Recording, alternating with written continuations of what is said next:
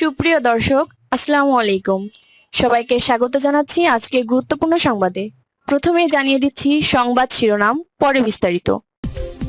আজকের আলোচনা শুরু করছি এক বিস্ফোরক রিপোর্ট দিয়ে।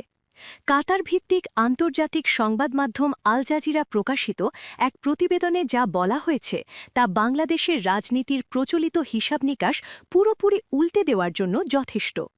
রিপোর্টের সারমর্ম হল, এবারের জাতীয় নির্বাচন আর একপাক্ষিক নয়, এটি এখন পুরোদস্তুর দ্বিমুখী লড়াইয়ে পরিণত হয়েছে।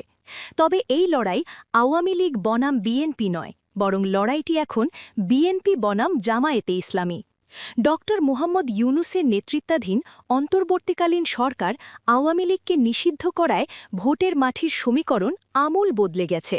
ফলে নির্বাচন এখন নতুন এক বাস্তবতায় প্রবেশ করেছে। আল জাজিরার মতে, ফ্রন্টলাইনার হিসাবে এগিয়ে থাকা বিএনপির প্রধান প্রতিদ্বন্দ্বী হিসাবে আবির্ভূত হয়েছে জামায়াতে ইসলামী, জাতীয় নাগরিক পার্টি এনসিপি এবং অন্যান্য ইসলামী দলের নতুন জোট। যে দলটিকে গত ১৫ বছর ধরে রাজনৈতিকভাবে নিশ্চিহ্ন করার সর্বাত্মক চেষ্টা চালানো হয়েছে, আজ আন্তর্জাতিক গণমাধ্যম বলছে তারা রাষ্ট্র ক্ষমতায় যাওয়ার জোরালো সম্ভাবনা তৈরি করেছে। বিশ্লেষকরা একে আখ্যা দিচ্ছেন চরম নাটকীয় প্রত্যাবর্তন হিসাবে। প্রশ্ন হল, কেন এমন হল? ১. শীর্ষ নেতাদের ফাঁসি ও কারাদণ্ড। ২. দলীয় নিবন্ধন বাতিল। ৩. দলীয় অফিস সিলগালা। ৪. হাজার হাজার মামলা, গুম ও খুন। এই দীর্ঘ দমনপীড়নের ইতিহাসের কারণে ২০২৪ সালের আগেও কেউ কল্পনা করতে পারেনি যে জামায়াতে ইসলামী এভাবে রাজনীতির মূল ধারায় ফিরে আসতে পারবে। কিন্তু আল জাজিরার রিপোর্ট বলছে, বিগত ১.৫ দশকের এই নিপীড়নই উল্টোভাবে তাদের প্রতি জনগণের সহানুভূতি বাড়িয়ে দিয়েছে।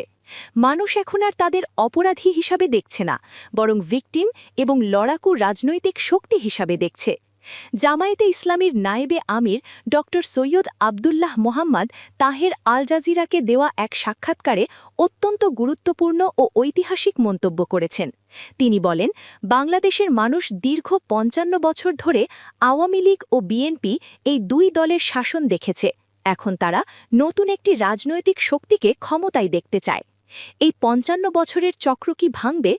মানুষ কি সত্যিই টেস্ট অফ চেঞ্জ অর্থাৎ পরিবর্তনের স্বাদ নিতে চায়? আল জাজিরার ইঙ্গিত, হ্যাঁ, মানুষ এবার বিএনপি কিংবা আওয়ামী লীগের বাইরে তৃতীয় কোনো বিকল্প খুঁজছে, আর সেই বিকল্পটি হল জামায়াত নেতৃত্বাধীন জোট। আল জাজিরার এই রিপোর্ট কোনো গুজব নয়, এটি মাঠ পর্যায়ের বাস্তবতার প্রতিফলন। জামায়াত এখন আর সাইড প্লেয়ার নয়, তারা মূলধারার প্রতিদ্বন্দ্বী। রাজনীতি আবেগ দিয়ে নয়, হিসাব দিয়ে চলে। তাই আসুন আল জাজিরার রিপোর্টে উল্লেখ করা জরিপগুলো দেখি। IRI ইন্টারন্যাশনাল রিপাবলিকান ইনস্টিটিউটের এক জরিপে দেখা যায় বিএনপি ৩৩% আর জামায়াত ২৯%, ব্যবধান মাত্র 4%। এই জরিপটি হয়েছিল গত ডিসেম্বরে। চলতি বছরের জানুয়ারিতে করা আরেক জরিপে দেখা যায় বিএনপি ৩৪.৭%, বনাম জামায়াত ৩৩.৬%, অর্থাৎ ব্যবধান মাত্র ১.১%। এটাকেই বনে মোমেন্টাম। জামায়াতের গ্রাফ ঊর্ধ্বমুখী আর বিএনপির গ্রাফ প্রায় স্থির। যদি এই ট্রেন্ড আগামী ২০ দিন অব্যাহত থাকে, তবে নির্বাচনের দিন জামায়াত বিএনপিকে ওভারটেক করে এগিয়ে যেতে পারে। বিশ্লেষকদের মতে ৩টি কারণে সুইং ভোটাররা জামায়াতের দিকে ঝুঁকছেন। ১. বিএনপির প্রার্থী তালিকা নিয়ে অসন্তোষ। ২. জামায়াতের আধুনিক ও বাস্তবমুখী নীতি। ৩. তরুণ ভোটারদের সক্রিয় সমর্থন। ১.১% ব্যবধান আসলে কোনো ব্যবধানই নয়, এটি নেক টু নেক ফাইট। IRI একটি মার্কিন প্রতিষ্ঠান এবং তাদের জরিপ আন্তর্জাতিকভাবে স্বীকৃত। যখন আমেরিকার কোনো সংস্থা বলে জামায়াতের জনপ্রিয়তা ২৯ বা ৩৩%, তখন বুঝতে হবে পশ্চিমা বিশ্ব এই উত্থানকে স্বীকার করে নিচ্ছে। এই ডেটাই জামায়াতের আত্মবিশ্বাসের প্রধান ভিত্তি। তারা আবেগ নয়, ডেটা ভিত্তিক রাজনীতি করছে। আল জাজিরা এই তথ্যগুলো গুরুত্বের সঙ্গে তাদের প্রতিবেদনে তুলে ধরেছে। রিপোর্টের সবচেয়ে আকর্ষণীয় অংশ হল খুলনায় কৃষ্ণ নন্দীকে প্রার্থী করা। যাদের বিরুদ্ধে দীর্ঘদিন সাম্প্রদায়িকতার অভিযোগ আনা হয়েছে, সেই জামায়াতে ইসলামী এবার একজন হিন্দু প্রার্থীকে মনোনয়ন দিয়েছে। এটি কোনো সাধারণ ঘটনা নয়, বরং এটি একটি কৌশলগত মাস্টার স্ট্রোক। এর মাধ্যমে জামায়াত দুটি শক্ত বার্তা দিয়েছে। এক, অভ্যন্তরীণ বার্তা, আমরা শুধু মুসলমানদের দল নই, আমরা সবার দল, আমরা অমুসলিমদেরও এমপি বানাতে পারি। ২, আন্তর্জাতিক বার্তা, আমরা একটি মডারেট ইসলামিক ফোর্স। খুলনার মতো গুরুত্বপূর্ণ আসনে হিন্দু প্রার্থী দেওয়া প্রমাণ করে জামায়াত তাদের ইমেজ সংকট কাটাতে এবং সংখ্যালঘু ভোট ব্যাংক টানতে কতটা সিরিয়াস। আল জাজিরা লিখেছে, Jamaat presents itself as a moderate Islamic force. এই রিব্র্যান্ডিং ছিল অত্যন্ত জরুরি। ১৯৭১-এর ব্যাগেজ ঝেড়ে ফেলে জামায়াত এখন ২০২৬-এর আধুনিক রাজনৈতিক দল হিসাবে নিজেকে তুলে ধরতে চাইছে। কৃষ্ণনন্দীর মনোনয়ন সেই রিব্র্যান্ডিংয়েরই অংশ।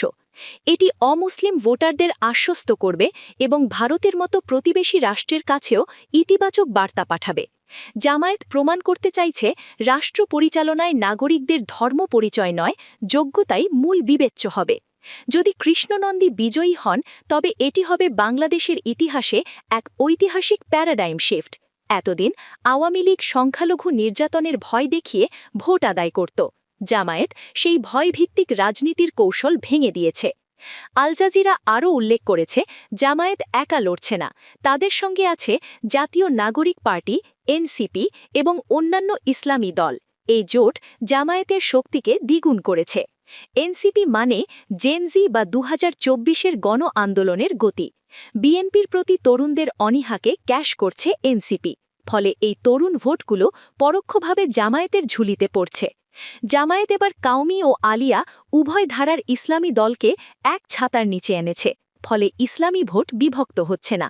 ৩৩.৬% ভোট ব্যাংকের বড় অংশই এই ঐক্যের ফল। জামায়াতের নিজস্ব ভোট প্লাস এনসিপির তরুণ ভোট প্লাস কাউমি ভোট ইকুয়াল টু বিজয়ের ফর্মুলা। রিপোর্টে জামায়াতের ইতিহাসের কথাও তুলে ধরা হয়েছে। ১৯৪১-এর প্রতিষ্ঠা, ১৯৭১-এর বিতর্কিত ভূমিকা। তবে রিপোর্ট বলছে, বর্তমান নেতারা দাবি করছেন, বিগত ১.৫ দশকের নিপীড়ন জনগণের সহানুভূতি বাড়িয়ে দিয়েছে। মানুষ অতীত নয়, ভবিষ্যৎ চায়। ৫৫ বছর ধরে আওয়ামী লীগ ও বিএনপির সংঘাতমুখর রাজনীতি দেখে মানুষ ক্লান্ত। তারা এখন দেখতে চায় জামায়াত কি ডেলিভার করতে পারে। অর্থনৈতিক পরিকল্পনা, সুশাসন, স্বচ্ছতা ও টিমওয়ার্ক। যদি জামায়াত ক্ষমতায় আসে, তবে এটি হবে বাংলাদেশের ইতিহাসে প্রথমবার আওয়ামী লীগ ও বিএনপির বাইরে কোনো দলের সরকার গঠন। এটি হবে প্রকৃত তৃতীয় শক্তির উত্থান।